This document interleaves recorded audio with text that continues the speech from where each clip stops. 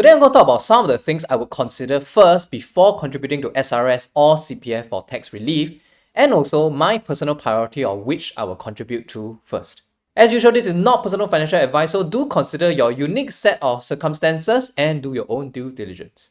The first thing you should consider is, of course, your cash flow, and I think it goes without saying that if you don't have enough cash flow to meet your immediate needs, then there's no point in contributing to something like SRS or CPF to save on some tax when you're struggling with immediate expenses such as food, rent, stuff like that. But I think the reverse is also true when there are some people with actually a lot of resources for their short-term and medium-term goals, and then they refuse to top up because they don't want to lock up their funds for the long term.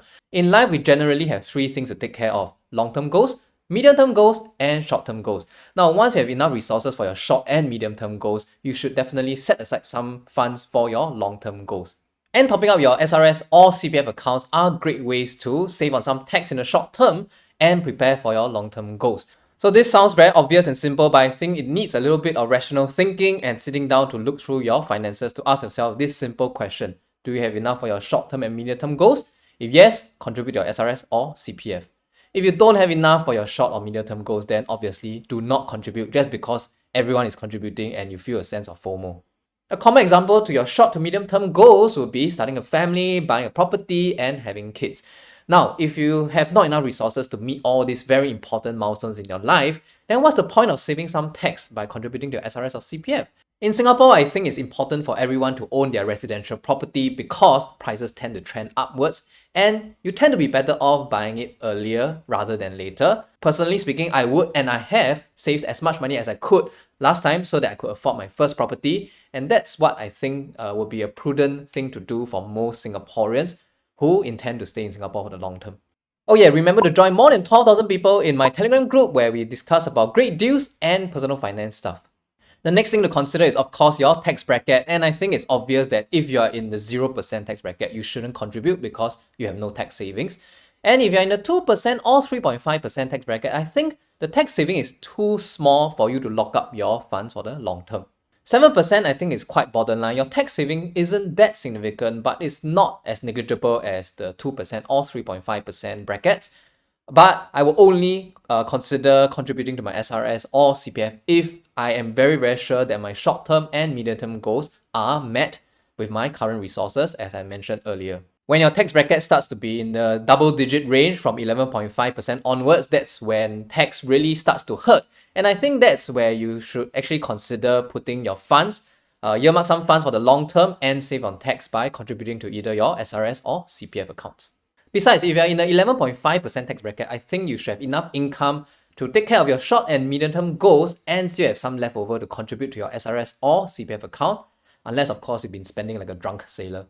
For money in the 11.5% tax bracket, if you contribute $15,300, which is the maximum amount to your SRS, you can save $1,759 of tax. If you contribute $8,000 to your parents' CPF, you can save another $920 of tax, and if you contribute another $8,000 to your own CPF, SA or MediSave, that's another $920 of tax saved, which makes the total amount of tax savings you can get almost $3,600.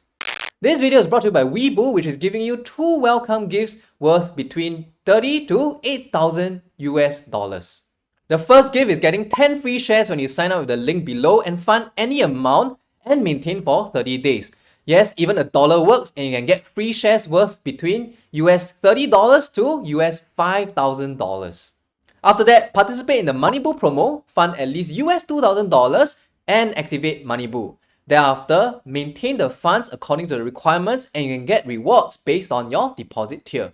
For US $2,000, you can get US $80 of rewards. For US $100,000, you can get US $3,000 by fulfilling the requirements. These are generous rewards and you can refer to my link below for more details and requirements. Thanks to Moneybull for sponsoring my video and thanks for signing up. Now let's say you have considered all these points and have decided that yes, you want to contribute to your SRS or CPF. The question is, which one should you contribute to first? Personally speaking, I will first contribute to my SRS and then to my parents' CPF and finally my own CPF accounts. Now I've talked a lot about contributing to SRS before, so you can check out my website for those articles.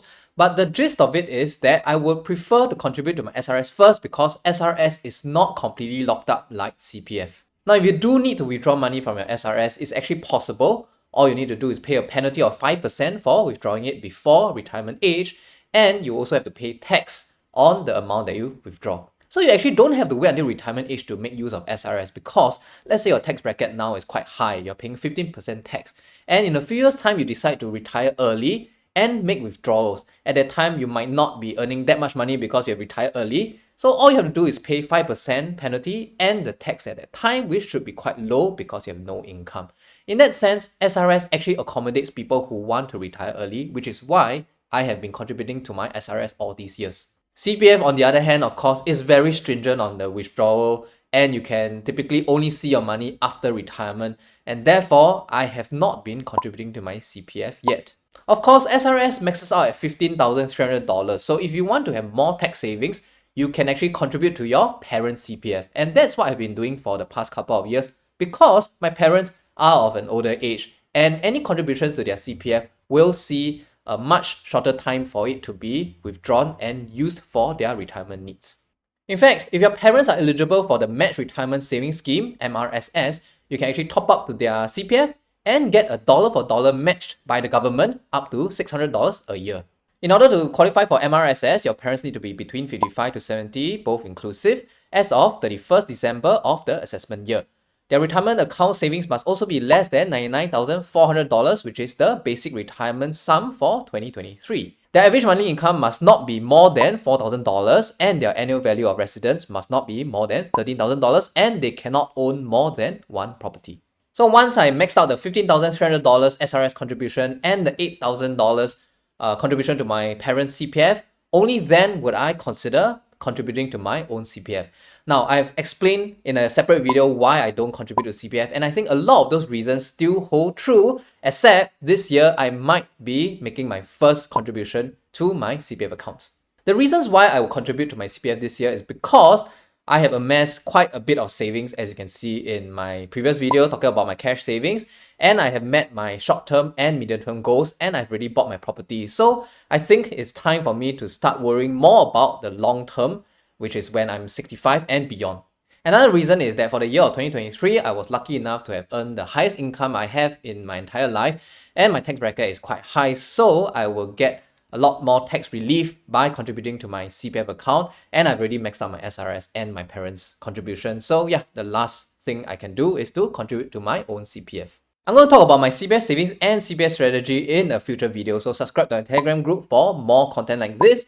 And how about yourself? Have you contributed to SRS or CPF this year? What are your reasons for doing so? Let us know in the comments below. Also, I've talked about SRS in a separate video, so do watch it before contributing to SRS, and I'll see you in that video.